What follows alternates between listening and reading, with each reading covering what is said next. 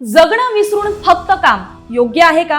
म्हणजे एकीकडे 9 तास कामाचे कधी संपतायत हा सध्याचा प्रॉब्लेम असताना चक्क 12 तास काम करावं लागणार असं सरकारचं म्हणणं आहे.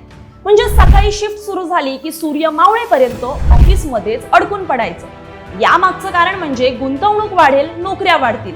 पण काम करणाऱ्या कामगारांचं काय? त्यांच्या तब्येतीचं, वेळेचं, कुटुंबाचं काय? एकंदरीत 12 तास म्हणजे फक्त जास्त वेळ नाही, तर सकाळी उठल्यापासून थेट रात्रीचा थकवा, जेवण गडबडीत, विश्रांती कमी आणि मानसिक त्रास तो तर वेगळाच. पण 12 तास काम करून फायदा काय? तो ओव्हरटाईम मिळेल म्हणे, प्लस सुट्टी सुद्धा. मात्र तोपर्यंत तर डोळे बंद, एनर्जी झिरो आणि पेशन्स मायनस मध्ये गेलेलं असेल.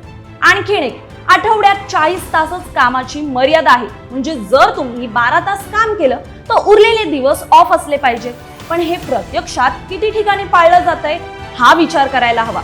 आता 12 तास वेळेची मर्यादा कोणासाठी? तर 20 किंवा त्यापेक्षा जास्त कामगार असलेल्या ठिकाणी लागू होईल. म्हणजे छोट्या दुकानात, ऑफिसमध्ये, वर्कशॉपमध्ये काम करणाऱ्यांना थेट परिणाम होणार नाही अजून तरी. पण 12 तास बसून काम म्हणजे लाईफचं बॅलन्स बिघडणार हे नक्की. तुम्हाला यावर काय वाटतं? हा निर्णय आपल्यासाठी फायदेशीर आहे की नुकसान करणारा? हे कमेंटमध्ये नक्की सांगा.